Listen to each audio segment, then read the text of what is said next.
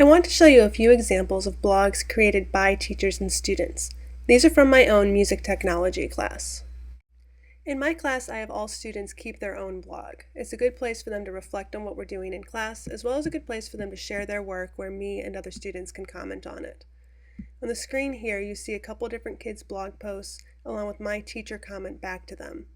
The black one is a student that just wanted to post that day and was just kind of saying hi, but it still gave me a chance to see what she was thinking about class and respond. On these examples, you get to see some of the student interaction. On the black blog above, you see the two student comments back to the student. I'm going to read them to you.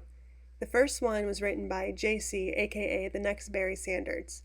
He writes, I like the Gators picture because it's my favorite college team, but you could write some things about yourself. I think there should be more pictures that describe you also. The page is nice, but it needs to look more like a blog.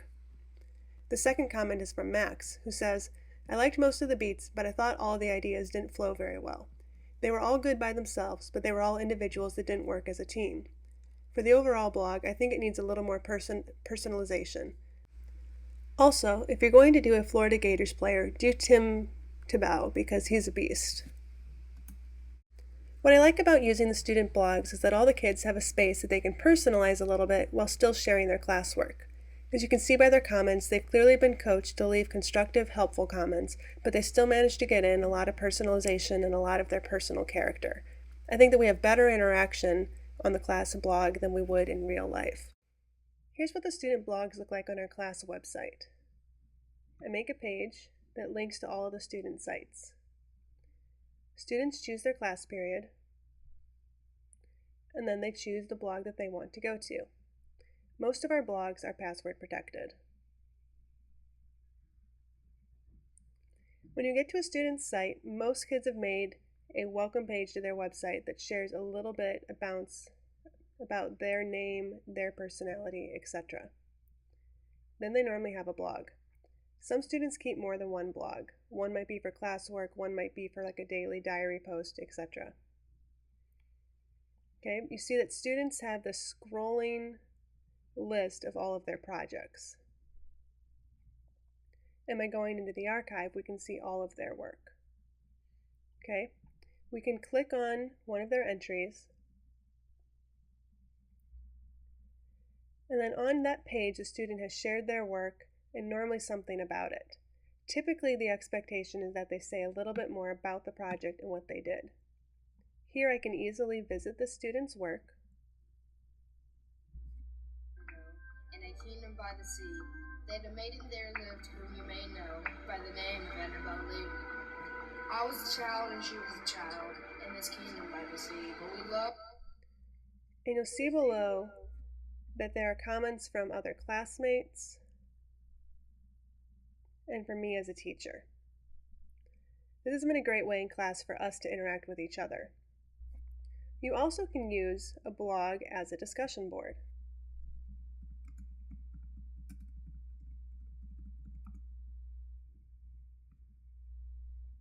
Okay, this is an older version of our website, but as a discussion board in this class, we just used a blog page and used the commenting feature as a discussion. So students would come to the board, click on the discussion, and then in place of a blog post, in place of a traditional blog post, I would list down what my prompt was. So this one is telling the students to introduce themselves. It says to add comment below and to include these things in their post. Then you see below, we actually used a different board for this assignment, but there's a couple on here. Okay, students would just use the commenting as their reply. So this is a great way if you just want quick feedback on something to ask students to use this blog and leave comments as a way of getting feedback from them or as a way of having a conversation with each other. In this simple format where we couldn't reply directly to each other's comments, students used the @ symbol as a way of indicating who they wanted to talk to. So Allie wanted to say hi to Brittany, so she put @Brittany, hi. So at this point, you might be starting to think a little bit about making your own blog. And I guess the question you might have is why? What would I use a blog for in my classroom? One of the biggest reasons that I use a blog every day in my technology classes is for classroom management. My students come in and sit at a computer every day, so I can use the blog as a way of giving them their first directions. Even with my band classes, who don't meet in a computer lab every day, a blog is a consistent tool I use when we are in the lab. The first time that we use a computer lab each school year, I show them where the 8th grade band blog is, so that every time we come back to the lab, they know where to go for directions. Besides just listing my expectations and my initial directions for the day, I also use that blog then to store any tutorials or tips or expectations for each project that I want the students to see and have in front of them. It's a great practice, which also means that I hand out less paper and spend less time making copies for every student. In having my students use their own blogs, we also often use the blogs as learning journals. I often, as a form of formative assessment, have students self-reflect on their learning and how well they're doing in a certain subject in their blog.